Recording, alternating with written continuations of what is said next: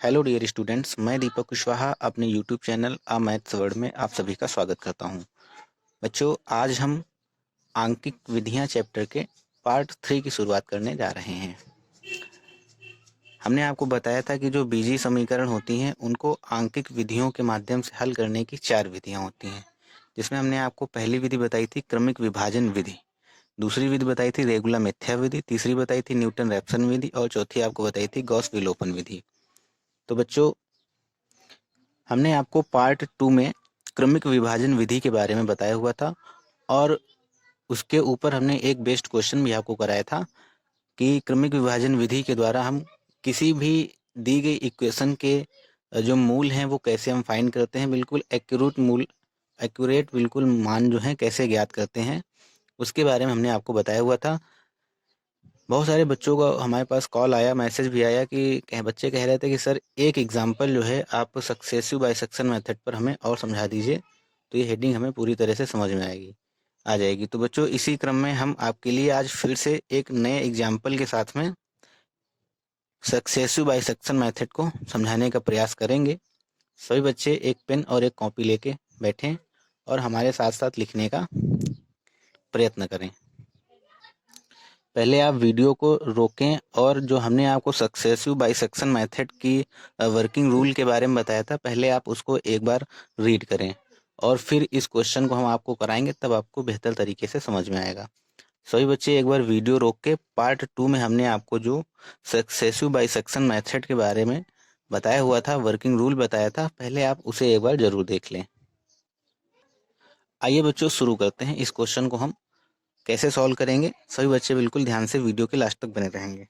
हमने आपको working rule में पहला स्टेप बताया था कि जो हमें इक्वेशन दी रहेगी उसको हम एफ एक्स मान के 0 के इक्वल करके लिखेंगे। तो हमें कौन सी इक्वेशन दी गई है बच्चों? X cube minus 4x minus 9 बराबर में 0। यही बच्चों एफ एक्स है। इसको हमने मान लिया कि एफ एक्स बराबर में x cube minus 4x minus 9 बराबर में 0। फिर बच्चों, हमने आपको बताया था कि इसमें हम अपनी तरफ से दो मान इस तरीके से रखते हैं कि पहला मान अगर हम रखें तो दिए गए फंक्शन की वैल्यू जो है वो निगेटिव मिले, और दूसरी ऐसी वैल्यू रखें, ऐसा मान रखें कि दिए गए फंक्शन की जो वैल्यू है वो पॉजिटिव मिले। तो सबसे पहले हम 1 से शुरुआत करेंगे। इस दिए गए फंक्शन में x बराबर 1 रखेंगे, 2 रखेंगे, 3 रखेंगे, देखेंगे किस पर रखने से हमें वैल्यू पॉजिटिव मिलती है और किसको रखने से हमें वैल्यू निगेटिव मिलती है। तो सबसे पहले बच्चों हम 1 रख के देख रहे हैं। 1 पे क्या आएगा? 1 का क्यूब करेंगे, 1 आएगा, माइनस का 4 माइनस का 9। तो बच्चों F1 पे जो वैल्यू है वो कितनी आएगी? माइनस का 12 आएगी। इसी तरीके से अब हम F2 पर वैल्यू चेक करेंगे, क्या पॉजिटिव आ रही है? तो जहाँ x है वहाँ पर 2 रखेंगे तो ये 8 हो जाएगा, और ये माइनस का 8 हो जाएगा, और ये माइनस का 9 हो जाएगा। बच्चों, इसको जो हम सॉल्व करेंगे तो ये माइनस का 9 आया। कहने का मतलब, अगर हमने इस फंक्शन में वैल्यू 1 रखी तो भी हमें माइनस मिला, 2 रखा तो भी हमें माइनस ही वैल्यू मिली। इसके बाद हम बच्चों क्या करेंगे? 3 रख के देख लेंगे। 3 रखने पे हमें यहाँ पे मिलेगा बच्चों 27 माइनस 12 माइनस 9। इसे जब बच्चों हम सॉल्व करेंगे तो ये आएगा प्लस का 9। तो कहने का मतलब बच्चों, 1 पे 2 पे जो वैल्यू है फंक्शन की वो निगेटिव मिल रही है, और 3 पे जो वैल्यू है वो फंक्शन की 6 मिल रही है। तो हमने आपको बताया था कि जो नियरेस्ट इंटरवल होते हैं उन्हीं को हम मान लेते हैं। तो 3 पे अगर हमें पॉजिटिव मिली है तो हम, और 2 पे हमें निगेटिव मिली है, तो हम ए और बी की जो वैल्यू है किसे कंसीडर करेंगे? ए कंसीडर करेंगे 2 को, और बी कंसीडर करेंगे 3 को। हम ये कोशिश रखते हैं, हालांकि आप अगर 1 3 मान के चलेंगे तब भी आंसर आएगा, लेकिन नियरेस्ट वैल्यू को मानने की हम प्रायोरिटी देते हैं, नियरेस्ट वैल्यू मानते हैं। तो बच्चों, ये जो हमें इसका इंटरवल मिला है वो क्या इंटरवल मिल जाएगा? 2 और 3। तो यहाँ पर ए की वैल्यू क्या हो गई? 2 है, और बी की वैल्यू क्या है? 3 है। यहाँ पर लिख लीजिए निगेटिव, और यहाँ पर बच्चों पॉजिटिव। तो कहने का मतलब क्या हुआ बच्चों? ये जो इक्वेशन है, इस इक्वेशन का एक जो मूल है, एक जो मान है, वो इन दोनों इंटरवल के बीच में लाई करेगा, इन दोनों इंटरवल के बीच में रहेगा। तो हम इस बात को लिख लेते हैं। इसलिए समीकरण x cube minus 4x minus 9 बराबर 0 का मूल अंतराल 2,3 में है। ठीक है बच्चों, फिर से एक बार क्वेश्चन रीड कर लीजिए। क्वेश्चन कह रहे थे कि समीकरण x³ - 4x - 9 = 0 का क्रमिक विभाजन विधि द्वारा दशमलव के 3 स्थान तक मूल ज्ञात कीजिए। मतलब दशमलव के इधर 3 स्थानों तक हमें एक्यूरेट वैल्यू बतानी है कि x की 30 मतलब दशमलव के 3 स्थान तक एक एक्यूरेट वैल्यू क्या होगी। ठीक है बच्चों, तो इतना काम हमने कर लिया। अब आगे का स्टेप नंबर 2 का काम हमने कर लिया। कार्यविधि जो हमने आपको बताई थी वर्किंग रूल, उसमें अब स्टेप नंबर 3 देखिए। उसमें हमने आपको लिखाया था find first approximate root using bisection method. हमें पहली सन्निकट मान को ज्ञात करना है इस सक्सेसिव बाइसेक्शन मेथड का यूज करके। तो उसके लिए हमने आपको फार्मूला बताया था कि x1 = a + b अपॉन में 2। तो लिख लीजिए, विभाजन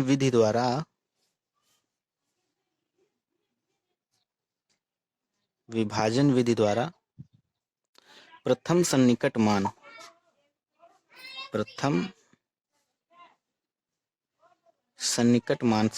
को बच्चों क्या कहते हैं? अप्रोक्सीमेट वैल्यू, यानी कि फर्स्ट अप्रोक्सीमेट रूट क्या हो जाएगा बच्चों? फार्मूला हमने आपको क्या लिखाया था? x1 = a + b अपॉन में 2। तो बच्चों a की वैल्यू क्या है? 2 है, लिख लीजिए। इसलिए a = 2, b = में 3। इसलिए माना a = में 2 और b = में 3। तो यहाँ से हमें क्या मिल जाएगा? 2 + 3 अपॉन में 2 बराबर में कितना हो जाएगा बच्चों? 2.5। यानी कि x1 की जो वैल्यू, यानी कि पहला जो हमें रूट मिला है, क्या मिला? 2.5 मिला है। जो मान है बच्चों इसी के बीच में लाई करेगा। तो वैल्यू हमने जब निकाली कि फर्स्ट रूट क्या है, तो वैल्यू बच्चों हमें मिली है 2.5। हमें आंसर में मतलब क्वेश्चन में कह रहे हैं कि जो आंसर हमें देना है वो दशमलव के 3 स्थान तक मूल ज्ञात करना है। यहाँ पर हमें दशमलव के केवल एक ही स्थान तक मूल मिला है। तो हम ये कोशिश दोबारा फिर से करेंगे। जब तक हमें एक्यूरेट वैल्यू नहीं मिल जाती तब तक ये हम कोशिश करते रहेंगे। तो बच्चों इसके आगे हमने आपको क्या लिखाया था? Calculate f(x1) and examine its sign. इसके बाद में बच्चों हम x1 को यहाँ पर वैल्यू रखते हैं। जो x1 की वैल्यू है, जो वैल्यू निकल के आती है x1 की, उस वैल्यू को हम दिए गए फंक्शन में रखते हैं और फिर साइन चेक करते हैं क्या साइन मिल रहा है। अगर पॉजिटिव साइन मिल रहा है तो उसके लिए भी हमने आपको बताया था, और अगर नेगेटिव साइन मिल रहा है तो उसके लिए भी हमने आपको बताया था। तो इस x1 को हम कहाँ सेटिस्फाई करेंगे? दी गई इक्वेशन में। तो कैसे लिखेंगे इस बात को बच्चों? आप लिख लीजिए यहाँ पर, सिंस f 2.5 बराबर में ये वैल्यू हमें इस वाली इक्वेशन में रखनी है। तो 2.5 का होल क्यूब -4 × 2.5 -9। तो यहाँ इसको हम जब सॉल्व करेंगे तो ये बच्चों आएगा 15.625 और माइनस में ये हो जाएगा, जुड़ने के बाद में ये 10 हो जाएगा और 10 और -9 यानी कि 19। तो बच्चों f 2.5 पे जो हमें वैल्यू मिली है वो निगेटिव मिली, क्योंकि ये 19.000 करके लिखा है। इसको जब हम सॉल्व करेंगे तो ये आएगा माइनस का 3.375, जो कि कैसा है? निगेटिव है बच्चों, निगेटिव है। इसके बाद हमने आपको क्या बताया था? देखो ये a = 2 पे वैल्यू कैसी मिली थी? हमें निगेटिव मिली थी, तो ये निगेटिव है। और b = 3 पे हमें वैल्यू कैसी मिली थी? पॉजिटिव मिली है। अगर यहाँ पर हमें निगेटिव वैल्यू मिली है तो जो इसके पहले वाला इंटरवल था उसमें से हम पॉजिटिव वैल्यू लेते हैं। अगर यहाँ पर बच्चों हमें निगेटिव वैल्यू मिली है, जो x1 का मान रखा हमने इक्वेशन में, अगर ये निगेटिव मिलती है तो इसके जस्ट ऊपर वाले इंटरवल में जो पॉजिटिव जिस वैल्यू को रखने पर हमें मतलब जिस वैल्यू को रखने पर हमें फंक्शन की वैल्यू पॉजिटिव मिली थी, उस वैल्यू को लेके चलेंगे। अगर यहाँ पर बच्चों हमें ये पॉजिटिव मिलता तो ऊपर वाले इंटरवल में जिस वैल्यू को रखने पर फंक्शन की वैल्यू निगेटिव मिली थी, हम उसको लेके चलते। नहीं समझ पाए? चलिए हम इस बात को थोड़ा गंभीरता से मतलब लिखवा रहे हैं तो आप थोड़ा गंभीरता से इस बात को लीजिए, तब आपको समझ में आएगा। तो यहाँ पर बच्चों अब आप लिख लीजिए, ये निगेटिव है। f 2.5 पर फंक्शन की वैल्यू कैसी आ गई? निगेटिव आ गई। और यहाँ पे f3 पे फंक्शन की वैल्यू कैसी थी? पॉजिटिव थी, 6 निकली थी ये वैल्यू, तो कैसी है? पॉजिटिव है। तो अब हम इंटरवल ये और ये वाला लेके चलेंगे। तो लिख लीजिए, इसलिए द्वितीय सन्निकट मान किस अंतराल में रहेगा बच्चों? पहले निगेटिव लिखते हैं फिर पॉजिटिव लिखते हैं। तो माइनस का हमें इस वैल्यू जो निकल के आती है, इस वैल्यू से हमें बच्चों कोई लेना देना नहीं रहता है। बस हम ये वैल्यू जो निकालते हैं केवल साइन चेक करने के लिए निकालते हैं। पहले हम निगेटिव वाला रखते हैं फिर पॉजिटिव वाला रखते हैं जो इंटरवल निकल के आता है। तो निगेटिव वाला क्या है 2.5 और पॉजिटिव वाला क्या है बच्चों 3। अब जो अगला रूट होगा वो इन दोनों के बीच में लाई करेगा। तो द्वितीय सन्निकट मान जो है अंतराल 2,5,3 में है, जिसका मान, लैंग्वेज बच्चों आप और अच्छी लिख सकते हैं, जिसका मान क्या है, जिसका मान क्या होगा बच्चों x2 मान लीजिए इसको, और इन दोनों को ऐड करके 2 से डिवाइड कर दीजिए। 2.5 प्लस 3 अपॉन में 2 ऐड करेंगे तो क्या आएगा 2.7 25 75, सॉरी ये हो जाएगा 5.5, और जब हम 2 से डिवाइड करेंगे तो 2.75 आएगा। जो यानी कि हमें वैल्यू मिली है, सेकेंड रूट जो मिला है वो 2.75 मिला है।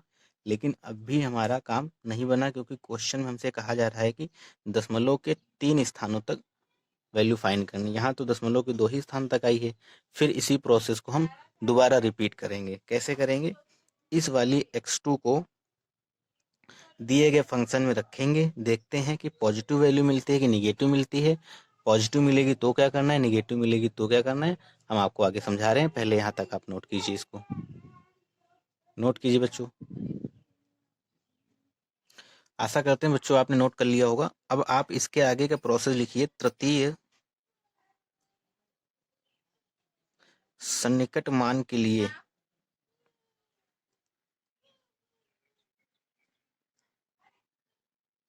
ये जो बच्चों वैल्यू आई है x2 की, इस वाली x2 पर हम दिए गए फंक्शन को सेटिस्फाई करेंगे, वैल्यू निकालेंगे, देखते हैं क्या मिलती है, पॉजिटिव मिलती है कि निगेटिव मिलती है। तो क्या है फंक्शन की वैल्यू, मतलब यहाँ x2 की वैल्यू क्या है 2.75। इसको हम दिए गए फंक्शन में रखेंगे तो 2.75 का होल क्यूब -4 इंटू 2.75 माइनस का 9। आगे करेंगे तो बच्चों क्या हमें मिलेगा, इसको हम सॉल्व कर लेते हैं। तो बच्चों ये हमने सॉल्व किया, इसका क्यूब किया तो ये आएगा 220.796, और इसको आपस में जब मल्टीप्लाई करेंगे तो -11 और ये -9 एज इट इज। इसको जब आपस में हम जोड़ घटाएंगे तो हमें मिलेगा 0.796 जो कि पॉजिटिव है। यानी कि एफ मतलब 2.75 पर जो फंक्शन की वैल्यू है वो कैसी हमें मिली है, पॉजिटिव मिली है। तो जब ये वैल्यू हमें पॉजिटिव मिलती है तो इसके जस्ट ऊपर वाले इंटरवल में हम वो वैल्यू लेके चलेंगे जिससे हमें माइनस मतलब फंक्शन की वैल्यू निगेटिव मिली थी। तो कौन सी वैल्यू को रखने पर फंक्शन की वैल्यू निगेटिव मिली थी, तो आप ये एक सिस्टम याद कर लीजिए कि जो पहले वैल्यू रखते हैं वो निगेटिव होती है, जो वैल्यू बाद में रखते हैं इंटरवल में पॉजिटिव रहती है। अब हमें यहाँ पर ये पॉजिटिव वैल्यू मिली है तो हम निगेटिव वाले इंटरवल की वैल्यू ले लेंगे। निगेटिव वैल्यू क्या है 2.5, तो नया इंटरवल क्या बन जाएगा 2.5 कामा 2.75। नया इंटरवल क्या बन जाएगा 2.5 कॉमा 2.75। अगर बच्चों ये वैल्यू हमें निगेटिव मिलती तब हम इस वाले इंटरवल से कौन सी वैल्यू लेते, पॉजिटिव वैल्यू लेते। जब ये निगेटिव मिल गई तो पॉजिटिव वैल्यू क्या है 3 है, तो नया इंटरवल क्या होता 2.75 कॉमा 3। पहले हम माइनस वाली रखते हैं बाद में प्लस वाली रखते हैं। तो आगे आप लिख लीजिए, अतः तृतीय यानी कि थर्ड जो अप्रोक्सीमेट रूट है, अतः तृतीय सन्निकट मान अंतराल किसमें स्थित है बच्चों बताइए। पहले कौन सा रखेंगे, निगेटिव वाला 2.5 कॉमा 2.75 में स्थित है, जिसका मान, कैसे मान निकालेंगे बच्चों बताइए, x3 बराबर 2.5 प्लस 2.75 अपॉन में 2। तो इसको हम जब ऐड करेंगे तो क्या आएगा बच्चों, ये 2.50 2.75 यानी कि 5 7 5 12 और ये हो जाएगा 5.25 बटा में 2। इसको जब हम डिवाइड करेंगे तो डिवाइड करने पर बच्चों आएगा 525 को 2 से भाग देंगे तो बच्चों ये हमें मिलेगा 2.625। तो बच्चों जो हमें आंसर चाहिए था, दशमलव के 3 स्थान तक हमें मूल ज्ञात करना था, तो दशमलव के 3 स्थानों तक वैल्यू आ चुकी है। तो बस यही हमारा आंसर है। आशा करते हैं सभी बच्चों को समझ में आया होगा। बिल्कुल बहुत ही आसान प्रक्रिया है। आप बेहतर तरीके से समझने के लिए अगर नहीं समझ पाए तो पार्ट 2 जरूर देखिए, उसमें हमने आपको वर्किंग रूल में सारा कुछ समझाया हुआ है। तो यहाँ तक आप इसको नोट कीजिए, फिर हम आपको नया मेथड बताते हैं, आज नई विधि बताते हैं, रेगुला मिथ्या विधि। उस मेथड से हम इन समीकरणों को कैसे सॉल्व करेंगे। क्वेश्चन में बच्चों आपको लिख के दिया रहेगा कि इस मेथड से सॉल्व कीजिए, उस मेथड से सॉल्व कीजिए। जिस मेथड से कहा जाए आप उस मेथड से वैल्यू फाइंड करेंगे। अगर आपसे कहा जाता है कि दशमलव के 2 स्थानों तक वैल्यू निकालिए, तो दशमलव के 2 स्थानों तक वैल्यू यहीं पर आ गई थी। अगर आपसे कहा जाता है दशमलव के 4 स्थानों तक वैल्यू निकालिए, तो इस प्रोसेस को हम और आगे बढ़ाते तो 1 2 जो अंक हैं आगे और बढ़ जाते, दशमलव के आगे 1 2 अंक और हो जाते हैं, 4 हो सकते थे, 5 हो सकते थे। तो हमें 3 तक निकालना था। हालांकि क्वेश्चन जो है 3 तक ही पूछे जाते हैं। तो सभी बच्चे नोट कर लीजिए यहाँ तक। और बच्चों अगर वीडियो पसंद आया तो वीडियो को लाइक भी कर लें। चैनल पर नए हैं तो चैनल को सब्सक्राइब कर लें, साथ में बेल आइकन को भी प्रेस कर लें। और बच्चों इस वीडियो को ज़्यादा से ज़्यादा शेयर किया करें आप लोग अपने दोस्तों में। तो नोट कीजिए बच्चों। आशा करते हैं बच्चों आपने नोट कर लिया होगा। हम आपको मतलब नई विधि बताएं, इसके पहले हम आपको एक होमवर्क के लिए क्वेश्चन दे रहे हैं। क्वेश्चन नोट कर लीजिए, ये आपको स्वयं से करना है। देखते हैं सबसे पहले कौन हमें आंसर इसका भेजता है। क्वेश्चन है बच्चों, क्रमिक विभाजन विधि द्वारा दशमलव के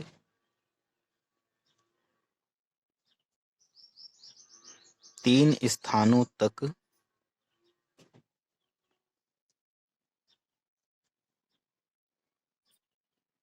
समीकरण x³ - 18 बराबर 0 का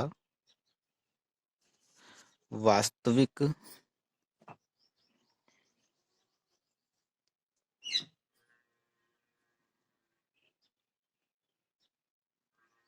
मूल ज्ञात कीजिए। इस तरीके से बच्चों आपको ये प्रश्न दिया हुआ है।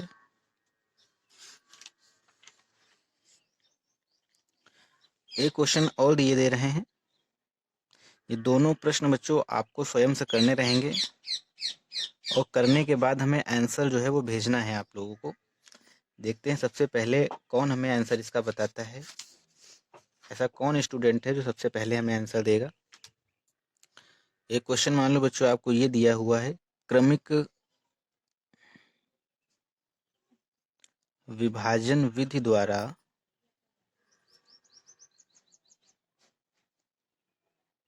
समीकरण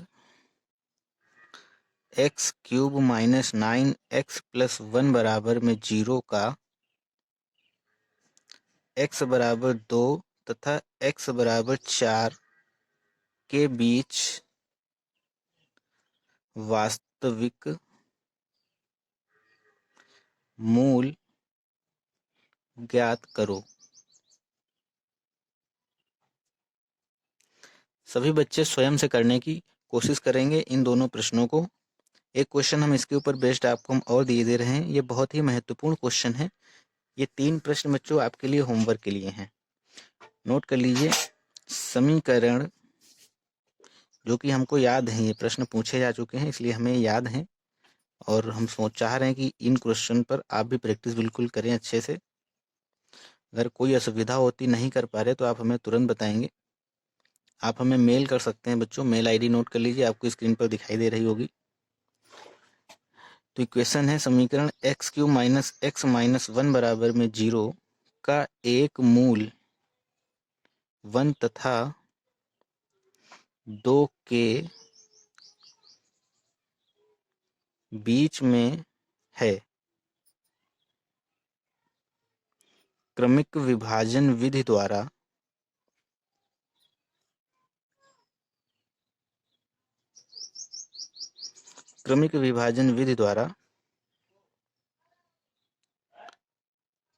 इसका मूल दशमलव के 3 स्थानों तक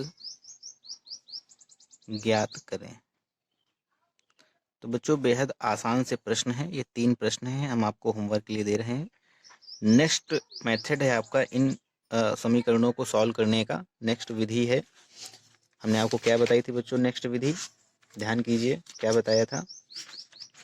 रेगुला मिथ्या विधि।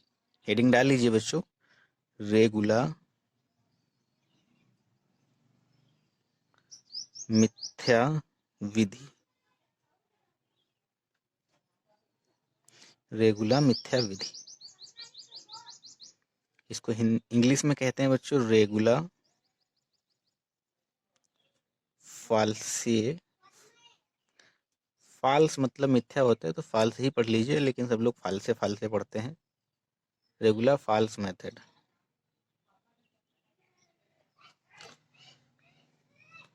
बच्चों आज बस हेडिंग ही डाल के आप इसको छोड़ दीजिए, और अगले पार्ट में हम आपको, क्योंकि ये भी थोड़ा लेंदी है और इसके लिए हमें लगभग एक्सप्लेन करने के लिए 20 मिनट्स मिनिमम चाहिए रहेंगे, तो वीडियो काफ़ी बड़ा हो रहा है, तो इसलिए हम आज इसको यहीं तक रखते हैं। और ये 3 क्वेश्चन हम आपको जो होमवर्क के लिए दिए हैं, इन प्रश्नों को आप स्वयं से करने की कोशिश करें, और आप देखेंगे कि आपको ये बिल्कुल आसान लगेगा और बहुत अच्छा भी लगेगा, आपको आनंद आएगा इस टाइप के क्वेश्चन को सॉल्व करने में। तो बच्चों आशा करते हैं कि आज का सेशन, आज का जो पार्ट है आपने एंजॉय किया होगा, आपको बहुत अच्छा लगा होगा। अगर आपको अच्छा लगा है आज का पार्ट, तो कमेंट बॉक्स में हमें बताएं कि आपको ये कैसा लगा। और बच्चों अगर आपने वीडियो को लाइक नहीं किया तो वीडियो को लाइक भी कर दिया करो, अपने सभी दोस्तों में शेयर भी किया करो। सभी बच्चों को बहुत बहुत धन्यवाद।